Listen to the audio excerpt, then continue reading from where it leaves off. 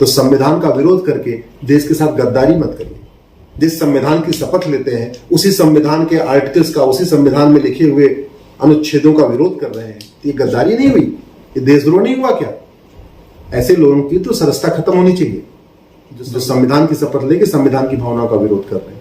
लोकसभा, राज्यसभा, विधानसभा और विधान परिषद मिला के भारत में टोटल 5500 सांसद और विधायक हैं। इन माननीय 5500 सांसदों और विधायकों पर करदाताओं का लगभग 55,000 करोड़ रुपए हर साल खर्च होता है।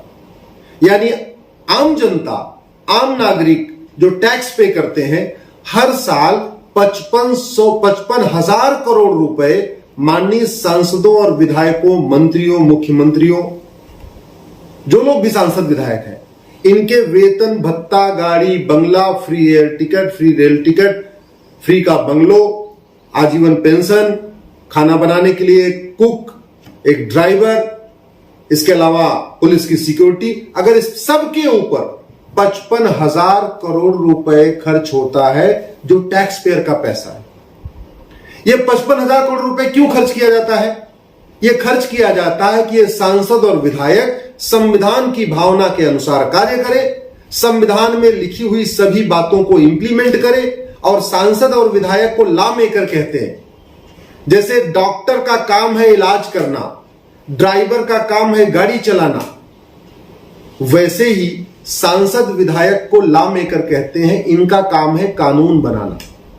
और कैसा कानून बनाना? जो भारत के संविधान में लिखा हुआ है, जो संविधान के प्रियम्बल में 6 शब्द हैं, equality, justice, liberty, fraternity, unity, integrity, उसके अनुरूप कार्य बनाना, उसके अनुरूप कानून बनाना।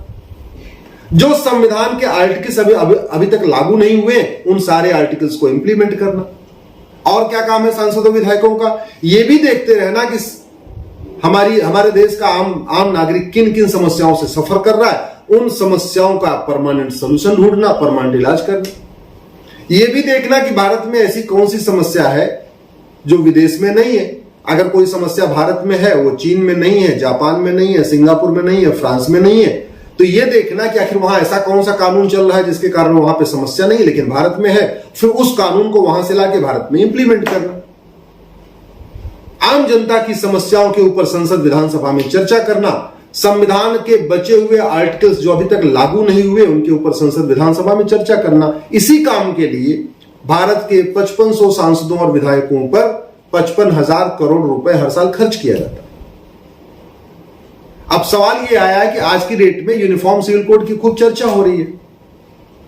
टोटल 5500 सांसद विधायक हैं। अगर ये 5500 सांसद विधायक एक सेमिनार करें कॉमन सिविल कोड के ऊपर या uniform civil code, one nation one civil code के ऊपर, तो अगले 15 दिन के अंदर भारत में 5500 सेमिनार किए जा सकते हैं। और यह करना उनकी ड्यूटी है। इसी के लिए उनको सांसद निधि मिलती है, विधायक निधि मिलती है। उनके पास पैसे की भी कोई कमी नहीं है। ऑडिटोरियम अगर बुक करना है तो उसका पैसा भी दे सकते हैं। भाई करोड़ों रुपए मिलते हैं ना सांसदों विधायकों को। इसलिए मैं देश के सभी सांसदों से, विधायकों से निवेदन करता हूं, कम से कम अगले 15 दिन के अंदर एक सेमिनार करिए one nation one civil code पर।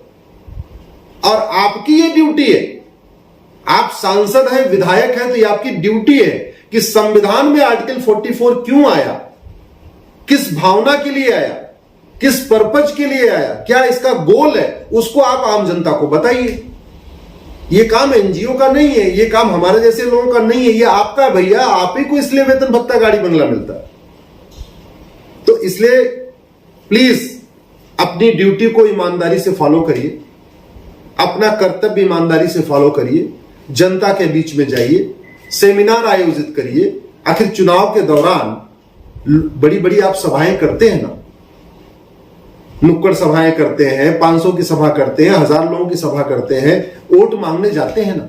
तो जब वोट मांगने जा सकते हैं, हालांकि वो संविधान में नहीं लिखा हुआ है, उसके लिए आपको वेतन भत्ता भी नहीं मिलता, तो जिस काम के लिए वेतन भत्ता, गाड़ी बंगला मिलता है, वो काम आप क्यों नहीं कर रहे? अगर ड्राइवर अपना काम ईमानदारी से नहीं करता तो हम कहते हैं ड्राइवर मक्कारी कर रहा है। डॉक्टर अपना काम ईमानदारी से नहीं करता तो हम कहते हैं डॉक्टर मक्कारी कर रहा है। अगर कोई मिस्त्री अपना काम ईमानदारी से नहीं करता लेकिन दिहाड़ी लेता है तो हम कहते हैं हरामखोरी कर रहा है। तो प्लीज ये काम आप मत करिए।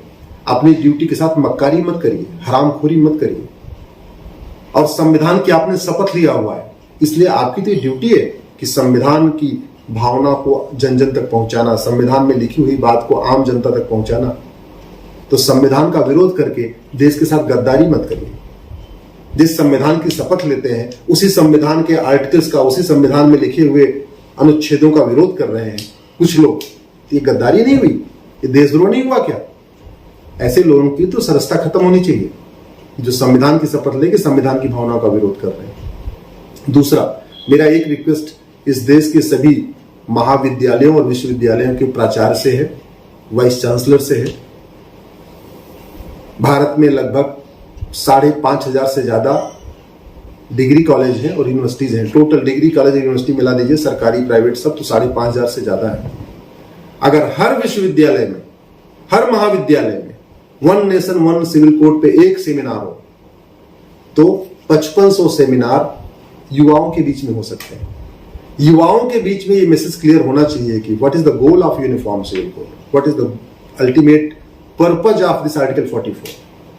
तो मैं देश के सभी प्राचार्यों से निवेदन करता हूं, सभी वाइस चांसलर से निवेदन करता हूं, सभी प्रोफेसर से हाथ जोड़ के रिक्वेस्ट करता हूं, आप अपने कॉलेज में एक कम से कम सेमिनार करिए, सभी छात्रों को बुलाइए।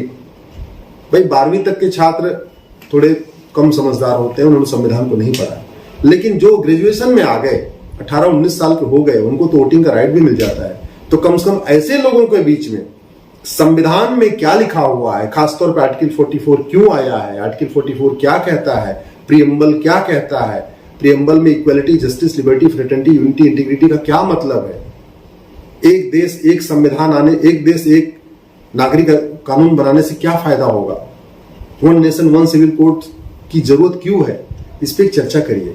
मैं देश के सभी सांसदों, विधायकों से निवेदन करता हूं, कम से कम एक सेमिनार आप आयोजित करिए। देश के सभी प्रोफेसर से, प्राचार्य से, डीन से, वाइस चांसलर से रिक्वेस्ट करता हूं, आप अपने कॉलेज में कम से कम एक सेमिनार जरूर करिए। आप अगर मुझे बुलाएंगे तो मैं अवश्य आऊंगा, मैं ये वादा करता हूं।